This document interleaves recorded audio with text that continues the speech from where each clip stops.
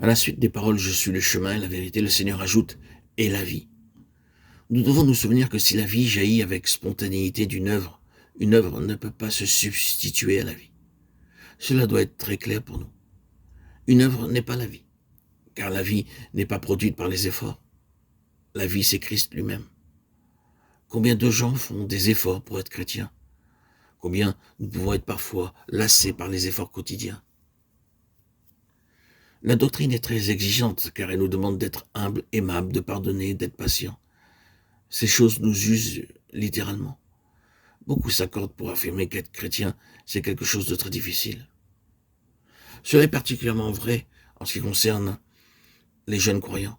Plus ils essaient de se conformer à l'enseignement de la parole de Dieu, plus cela devient difficile pour eux. Bien qu'ils aient essayé depuis un certain temps de devenir conformes à l'enseignement de la parole de Dieu, ils ne ressemblent pas encore au chrétien idéal. Frères et sœurs en Christ, si Christ n'est pas la vie, il nous faut faire l'œuvre. Mais s'il est la vie, alors nous n'avons pas besoin de batailler. Redisons-le encore. Christ lui-même est la vie, et l'œuvre ne peut jamais se substituer à la vie. Une grave erreur est répandue parmi les enfants de Dieu. Beaucoup considèrent que la vie est quelque chose qu'ils doivent produire par leur effort, sinon il n'y a pas de vie. Nous devons tous réaliser que s'il y a la vie, il n'est aucunement besoin de faire des efforts, car cette vie coulera naturellement.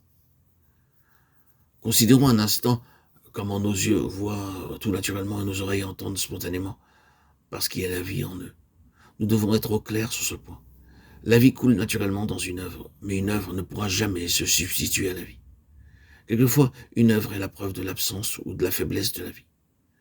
La vie se manifeste par des œuvres bonnes et morales, mais les bonnes mœurs ne peuvent pas remplacer la vie.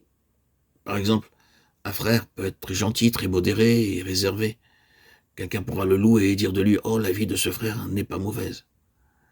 Non, c'est une mauvaise manière d'exprimer les choses. Car le Seigneur dit « Je suis la vie ». Quelque aimable, modéré et réservé que puisse être ce frère, si ce qu'il fait ou dit ne procède pas de Christ, il n'y aura pas de vie dans ces choses. Il est tout à fait juste de dire que cet homme a un bon tempérament, qu'il traite toujours les gens aimablement, et qu'il n'a jamais de querelle. Mais peut-on dire pour autant que sa vie spirituelle soit riche? Si ces choses sont naturelles pour lui, elles ne le sont pas. La vie, car elles ne viennent pas de Christ. D'autres gens affectionnent une autre manière de penser. Ils déclarent que la vie, c'est la puissance.